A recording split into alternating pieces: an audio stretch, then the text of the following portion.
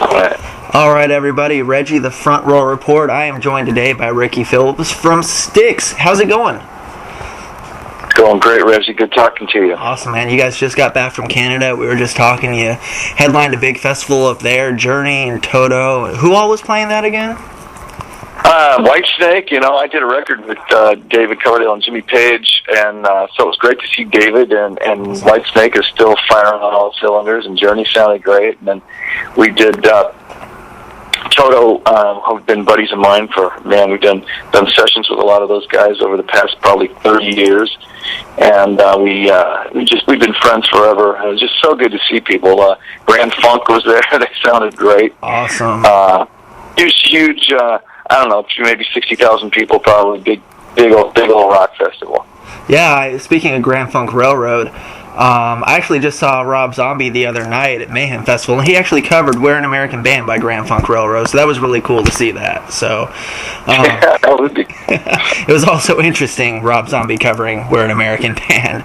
So, yeah, that is crazy.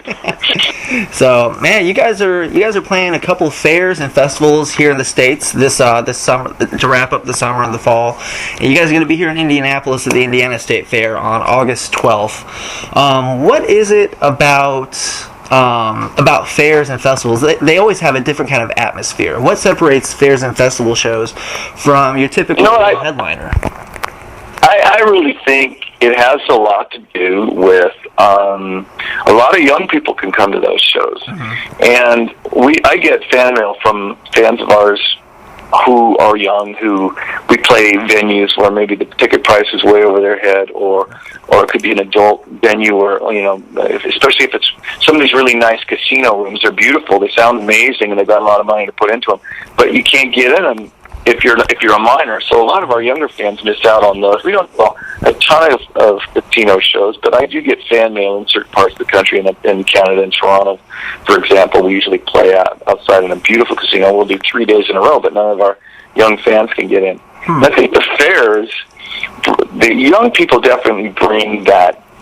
You know what it's like when you go and see your favorite bands when you're young. It's a special time, and it's your music, and whoever you've sort of championed as the band of choice for you. Whenever you go see something new like that, it's a first time experience sometimes, and it's just something that's really special. So when you have that vibe going on out there while you're playing on stage, that X factor in every rock concert is the audience. I mean, they are every bit as much a member as the band. They will color the flavor of the night and the attitude and the excitement, and we feed off of that, and it gets us going. And it's kind of a reciprocal thing. The music gets the people off, and the people get us off, and it makes for a great night. And I think the fairs can be some of the best shows of the year. Awesome. Yeah, this will be the first year I think that I've been to a show at a fair in that setting, but I've done lots of festivals, and those have a certain atmosphere, environment in themselves. There's all these different bands playing those. You're able to see numerous bands on one lineup that you wouldn't be able to see on a normal tour, because it's really cool to see all that happening too. That's true. You get a lot of bang for your buck, and we always go out every year and we'll do a 3-band tour at some point. We actually did ours earlier this year. Okay. And we've done all kinds of combinations. We've gone out with Kansas and Foreigner, for example. We've gone out with REO and 38 Special, or Ted Nugent opening, or somebody.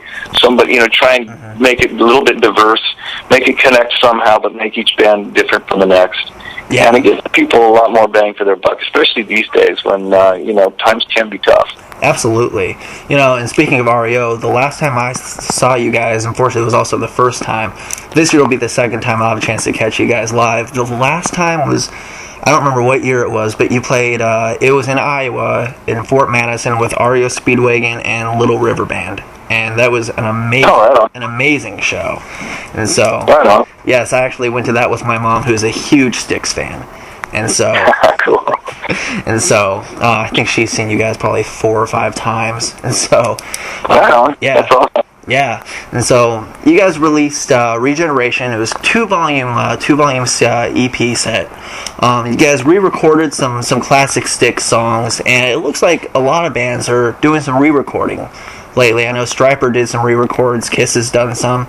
There's a lot of reasons bands will do stuff like that. What was the main reason for you guys? Well, ours might have been a little different from everyone else. We have great reverence for the original recordings, and we were not trying to better them, if you will, because those are things when you hear them on the radio. It's a special thing, and you want to hear it just the way it was.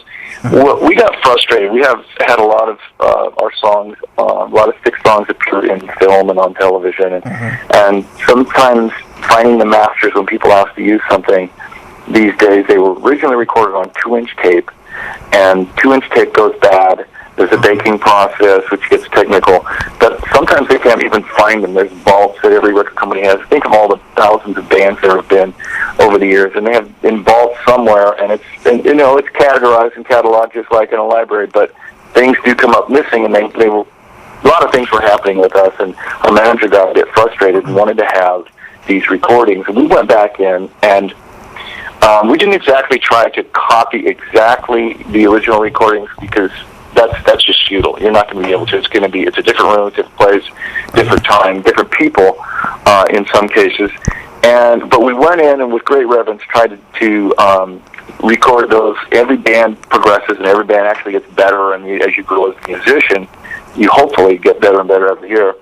And so maybe some of it is different in that, but I even think that, even something that's simple, sometimes it's better than complex. So it's a very subjective thing about music. So we're very careful.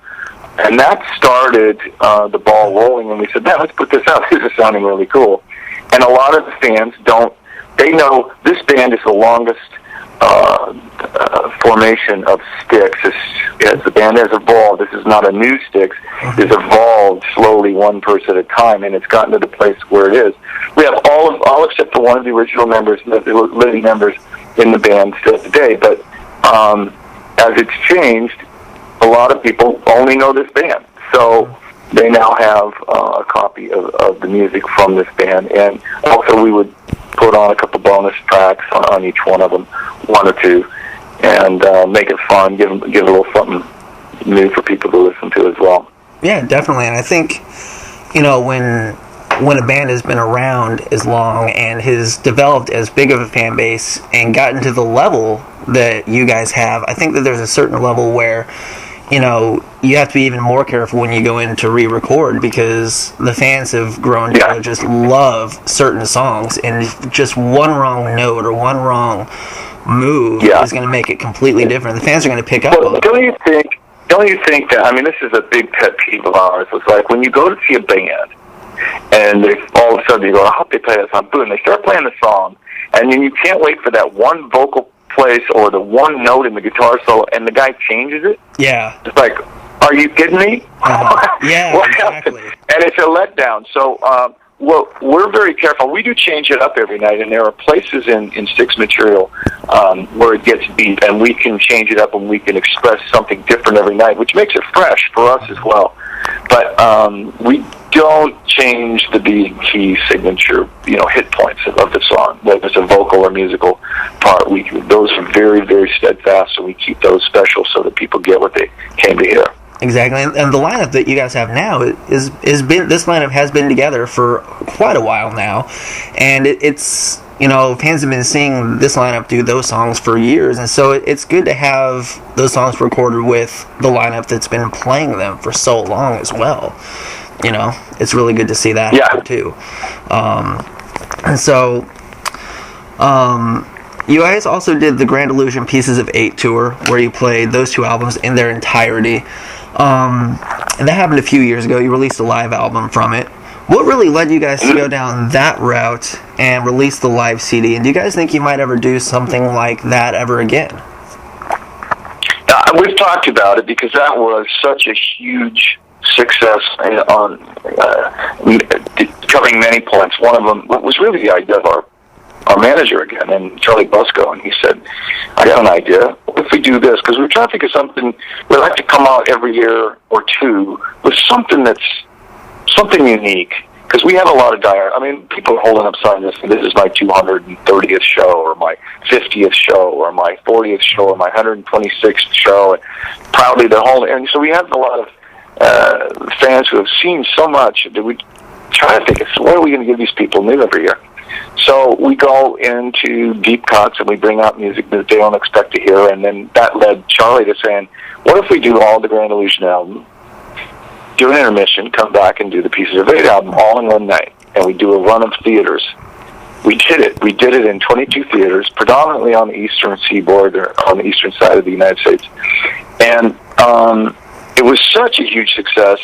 We played songs that had never been performed by Styx live before, within that, and it brought us to, great, just deep cuts like Castle Walls and Queen of Spades, and just even Aku Aku, which ends the Pieces of Eight album, is a very Floydian sort of instrumental piece, and I mean, a lot of people don't even know that track, but when you hear it, it's so hypnotic. It's so cool, and it's just one of those things that really, really was a home run. So we've talked about it, and to work up something like that takes a little bit of time, and we have to find a place to be able to do it. We're booked into next 2014. We're pretty well booked, and so the band is always kind of almost a year ahead, and we're trying to figure out what we're doing and be smart about it. And I think it'll happen with something. I'm not sure.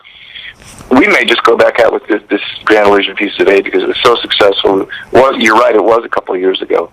And a lot of people who didn't get to see it in other parts of the country have been begging us to do it. So it isn't that we don't like doing it. We love doing it. It's just finding the time within the schedule we've already got.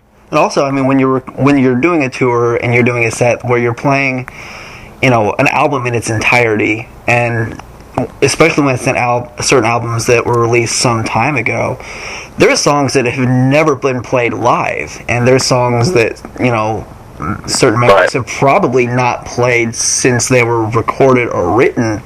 And so it's got to be tough sometimes to remember how to play some of those songs because they haven't been touched in so long. Well, it's funny. We were just talking about this last night. I was talking to one of the guys in one of the other bands that was at the festival yesterday. We were talking about, because he had just seen, who was that? I can't remember who it was, but who had just seen McCartney, and McCartney's doing a couple songs that he never played since the day they were recorded. Wow. And he just started doing a couple songs this year. And you're going back a few years, and you gotta. How did I play that again? Right. So it is cool, man. It's just very cool to go back and give life to something that you knew was good at the time. That we get. Radio has changed so much now, but initially you got so much airplay over 2 or 3 songs, and the rest of the songs kind of lay there. Not that they're just not as radio friendly, but it doesn't make them any less of a piece of work. And so the people who have the albums, they know the songs and they like them, but they don't get to hear them live. So when we do play Castle Walls, or we play Queen of Spades, or one of the other deeper cuts, you can see the audience. You can see the bristle of what are they doing this? This is amazing. It's a great moment. It's also got to be nerve-wracking a little bit too, because some of those songs, even though they haven't been played for so long, like you said, they're still so good. And some of those songs are their favorite songs, so they're just waiting to hear certain parts come out, and you got to be like, if I mess up this one part of this one song, it's just... Oh, it happens. Don't trust me. Stuff happens. I mean, usually our band is pretty greased, man. The wheel is pretty greased. We go up there every night and we can throw it down pretty well. But there are little things that'll happen. You might just have a brain fade, but more than that, there's technical things that can happen, and they happen all the time. And sometimes you hang in there, and sometimes you cannot hear the band, and your ears your in-ears. We hear all the music nowadays instead of monitors that are on the stage that everybody trips over. We're entirely in-ears, so we have in-ear monitors on at all times. If those go down, you hear nothing. and you kind of get a vibe of what's going on, but you're going to mess up. If it doesn't come back quickly, if all of a sudden there's a dropout and it goes for too long, you're going to mess up. You can't just play it by braille for more than a few bars without finally going south a little bit. And so stuff happens, but we take it all in stride, and it's we don't phone in anything. In other words, we sing every vocal that you hear up there. There is nothing that's been pre-recorded in a Styx show. And well, there is one thing. When we do too much time, there's an alarm clock that sounds at the beginning, which is on the record. That's a trigger. That's a sample trigger.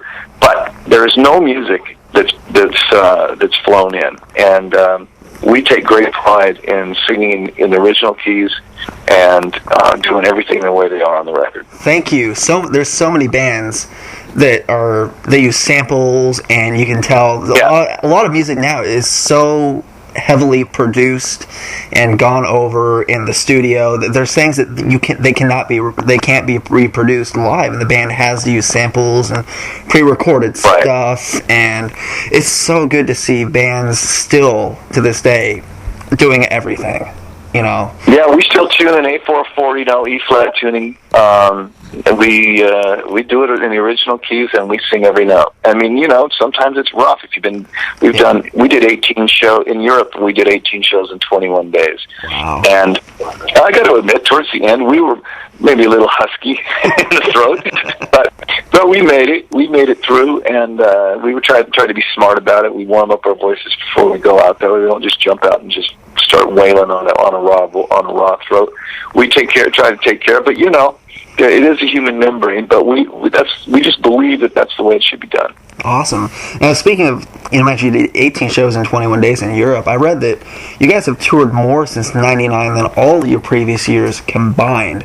And it seems like nowadays touring is where it's at. I mean, is part of that due to just how the industry has changed over the last decade or few years, where there's not, if you want to make money, you got to tour more and tour and tour and tour? Or what, is that just something that's just kind of happened on accident? No, it happens. It's a metamorphosis of what happened with, it used to be called the record industry or the recording industry. It's not the recording industry anymore. It's about touring. Huge successful records today. If you look at the numbers that they've sold, 50,000 units today would be a successful record. Well, that would be a huge failure back in our day. Yeah. You wouldn't even get picked up by your label. They would say, "Okay, you're done." They'd laugh at you almost. But that's a successful record now. So it's changed, and for bands that have the luxury of having the fan base that we have and can go out and tour as much as we do every year, it is something we don't take for granted, but it's also something that we're very smart about. We realize that that's our bread and butter, and recording, there's a little bit of a catch-22, especially with classic rock bands. You've already got 4 or 5 songs in heavy rotation on all the stations that can play you, whatever your format is, and they don't really want any new material. So you're going to go in and spend, $100,000, $200,000, $300,000 on a record, and record it and meticulously, like we insist on doing, and then have it sell, even if you got lucky with 50,000 units, that wouldn't pay for it. So right. We really, our focus is, we are musicians and we're songwriters. We continue to write. People are always asking me, "Are you guys going to put out a new record?" Sometimes I feel like saying, "Well, would you buy it?" I mean, because really people, for some reason, there's a stigma that they don't want to hear the new stuff. They like the old stuff. Yeah. And I kind of get that. I mean, my favorite band was Led Zeppelin, so I remember when Physical Graffiti came out, the first time I listened to it, I thought, "What is this? A bunch of crap." Well, it turned out to be my favorite Zeppelin record because, there's a little depth to it. And if you don't get the airplay, which you just won't these days on something new, it's not going to catch fire. It's not going to catch flame and grow and become one of those songs that people can't wait to hear, because the baby gets choked in the cradle and it's over. Mm-hmm. Time's up, and that's just kind of a hard pill to swallow, but it's kind of a reality of where we are and where we find ourselves. So rather than dwell on that, we love to play live, and we're a bunch of hams, and we just want to get out there and put on the best rock show every night we can. Okay, cool. So instead of putting, thousands of dollars into a new album, because like you said, there's certain bands, when they reach a certain level, they've been around for so long, bands have certain songs in mind when they go to a show that they want to hear and expect to hear, and, sometimes it's the classics.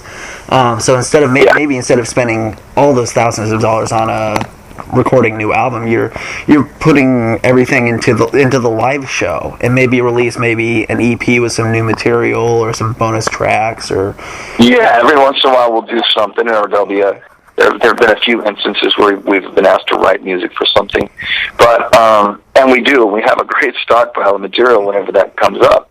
Awesome. And it's fun. It's really fun to do.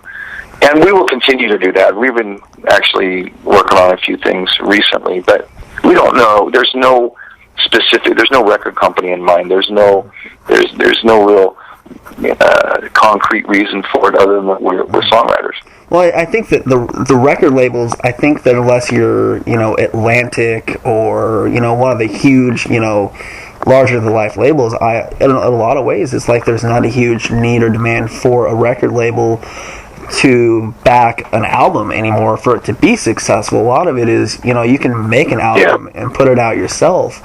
A lot of bands are measured, unfortunately, now on social media and YouTube and all of that stuff, it seems like. And it seems like the way things used to work are just fading, and there's some positive things to it, but I honestly think there's more negative than positive to it, because you can release an album and have it do well on your own, but there's those little things that you're going to miss unless you know what you're doing when it comes to recording an album, unless you're seasoned and been around for years and years or a couple decades. Here's the big thing that you will see guys like Rick Rubin grab somebody and take them in the studio who's got a really, really, really keen sense for just getting it in so many campsites.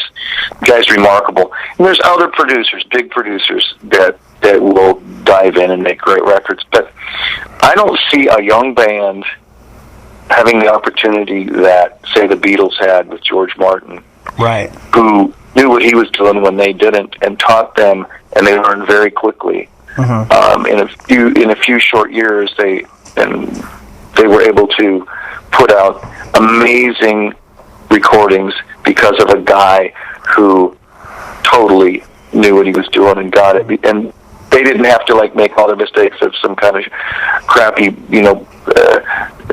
everybody's doing their bedroom recordings now and trying to do it cheaply, and that's how else are you going to do it? Right. God bless you, go for it. But and guys get good fast. Don't get me wrong. There's a lot of guys that make amazing recordings in their bedrooms, but it ain't George Martin. Right. And there's just certain things that I'm afraid we're not going to see. Not right now, anyway. People who just are on their own making these ridiculous like the song bed that, say, the library that the Beatles came up with, and how quickly it advanced, and how every record changed, and you could just feel the progression to getting up to, say, Abbey Road, which is just genius.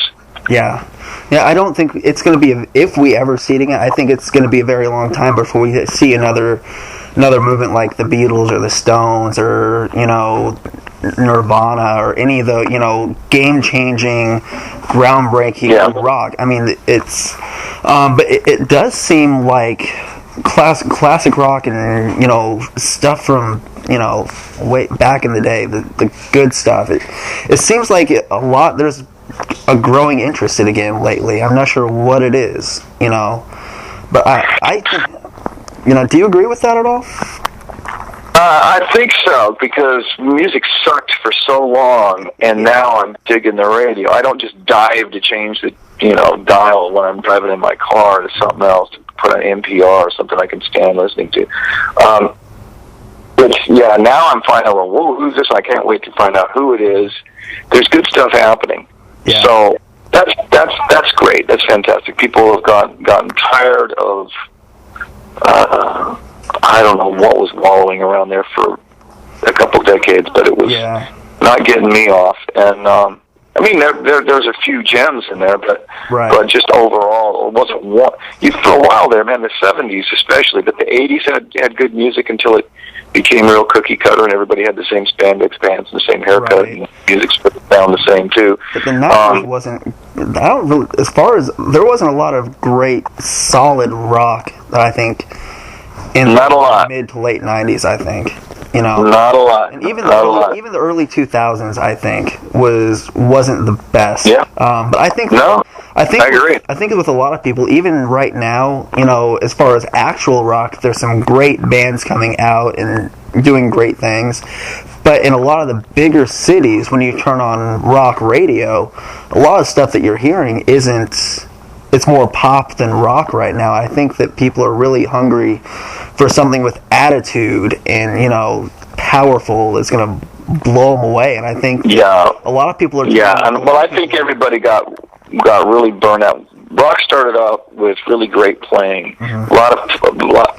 A lot of melody, even in the guitar players like Jimi Hendrix or Jimmy Page. There were moods that were cast the same way as the song they have. The soloists were. Then all of a sudden it became this pyrotechnic. How fast can I play a scale? And what kind of a solo is that? And I mean, it's just kind of going through scales.